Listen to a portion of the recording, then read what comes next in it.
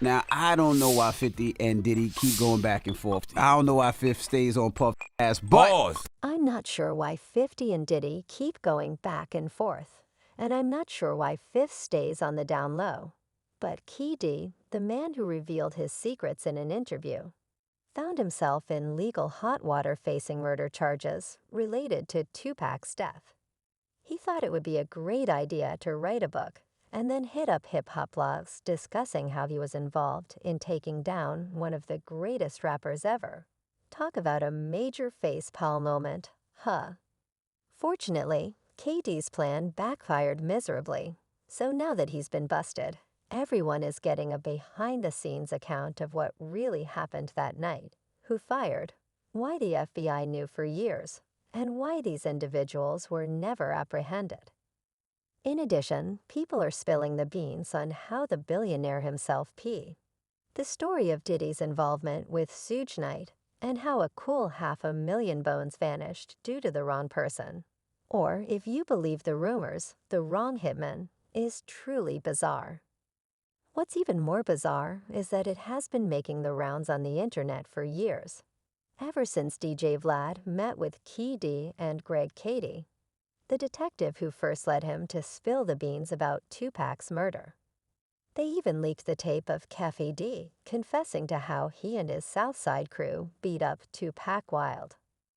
Now, according to DJ Vlad, it was widely accepted in Los Angeles that the Southside Crips had a role in Pac's tragic death, but even they didn't have the whole story. Now, imagine this. On September 7, 1996, Tupac was shot 4 times in a drive by shooting in Vegas. The night before, things were relatively calm. Diddy is currently under fire and people are questioning him about whether or not he attempted to have Tupac removed. Let's take a trip back in time to see how it all began. After handling their business, Tupac and Suge were ready to hit the club, especially Suge Knight's Club 662, which was spelled out mob for those old cell phones where you had to press the key multiple times, T9 texting, because they were all repping about that mob life. However, Tupac and Suge's plans took a drastic turn when they spotted a Crit member in the hotel lobby. From there, they straight up ambushed those guys near the casino. You've probably seen that crazy video before. He was certain that Suge, who was also in the car, had a guardian angel or something, because a bullet bounced off his head, and he managed to survive. Well, we thought he was dead when he was shot in the head. He was hurting badly. He took 1 shot to the arm, another to the thigh, and 2 more to the chest. One of those bullets went straight into his right lung. Okay, the first bullet went straight through his head, so Knight's response wasn't him trying to grab to know. He was lying. Sadly, though, it was too little, too late, and on September 13, 1996, Tupac passed away from all the injuries. For decades afterwards, the police had no idea who had killed him, so a lot of wild theories began to surface. Some people claimed that Suge had planned the hit and killed Biggie to make it appear like gang warfare. Some even suggested that he tried it off Tupac despite the fact that he was shot, but that's one of the most absurd conspiracy theories ever. Regarding the rumor that P. Diddy paid someone to pull the gun, the individual who said they performed the job is now coming out with the explanation that yes, that is what truly happened. So why would Diddy ever want Pac out of the picture? To put it in one word, Competition Pac was getting so much traction and popularity that it was getting out of reach for Diddy and Bad Boy Records. Like you tell Tufark, keep his guards up, we riding with him. And one other thing I like to say, any artist out there want to be an artist and want to stay a star don't have to worry about the executive producer trying to be all in the video. All on the record dancing, come death row. Now we got to rewind to August of 1995. The East Coast-West Coast beef had been simmering for a while there, but Suge Knight cranked up the heat at the Source Awards. The death row boss threw some major shade at Diddy in his speech, basically calling out the Bad Boys record honcho for his ad-libs. and constant appearances in their music videos. This a big slap to the face for Diddy and his record label ambitions. Now keep in mind, Bad Boy was making waves. But they weren't on the same level as Tupac and Death Row Records. There were levels to this game. Now all this happened after Suge crossed paths with Tupac at the time. Tupac was locked up in a New York prison, waiting for his appeal on the December 1994 conviction. The details of their conversation are still a mystery. But whatever they discussed changed the game in hip-hop forever. Suge met up with Tupac again in October, and after taking a shot at Diddy, it was game on. Suge needed a secret weapon to take on the East Coast and Bad Boy Records. And that's where Tupac came in, bailed Tupac out with a cool 1.4 mil and got him to sign a deal with Death Row Records. They rolled back to LA together. And in February 1996, Tupac dropped an iconic album, All Eyes on Me. It's still to this day considered one of his greatest works. And a legendary rap album. Tupac made the choice to accept this super gangster Sona had evolved into Suge Knight's tool in the conflict with Bad Boy.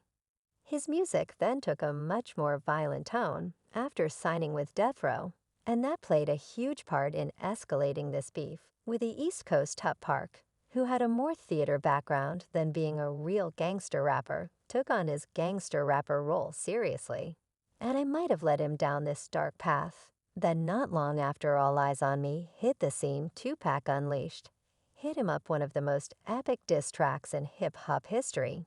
It dropped on June 19, 1996, and it had folks going nuts. He called himself the Bad Boy Killer and laid down some of his most disrespectful lines ever, all aimed at Biggie and Diddy, the track that put the entire East Coast on high alert. Man, no doubt about it, this is where things supposedly go from Diddy being a music mogul to being some sort of mob boss. Rumors been floating around for ages now that Diddy had ordered a hit on both Tupac and Suge Knight.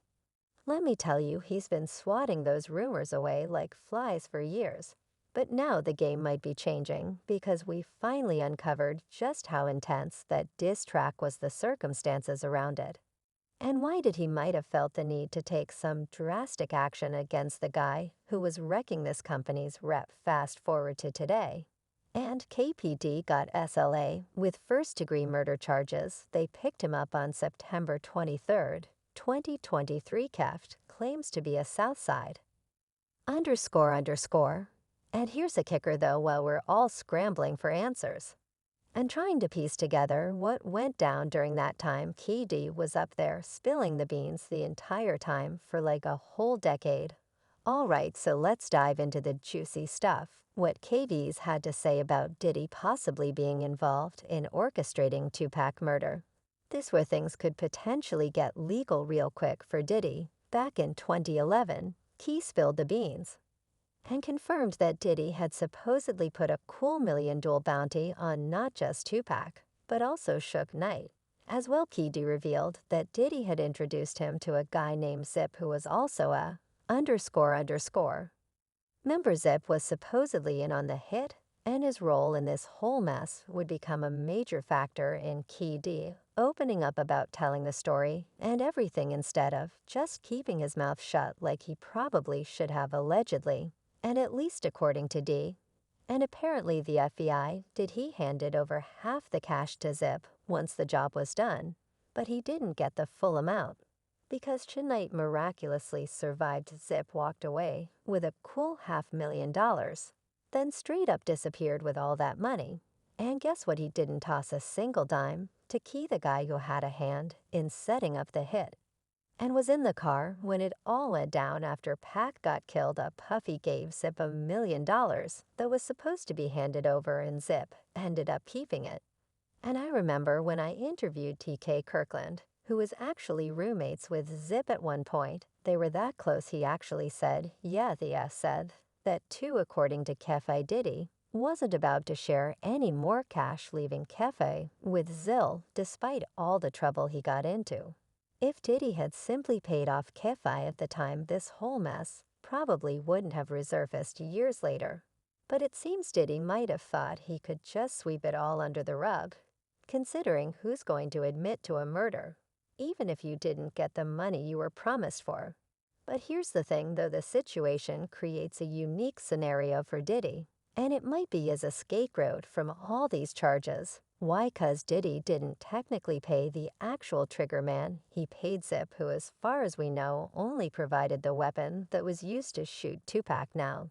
This little technicality might be enough to keep Diddy out the hot water, as he never directly paid for the hit. He paid some other guy who didn't actually pull the trigger, and then ran off with all the money. This could potentially be a legal loophole that Diddy could exploit to either avoid any charge hairs altogether, or beat them if they're brought against him. However, Cent feels that Diddy will be fired regardless.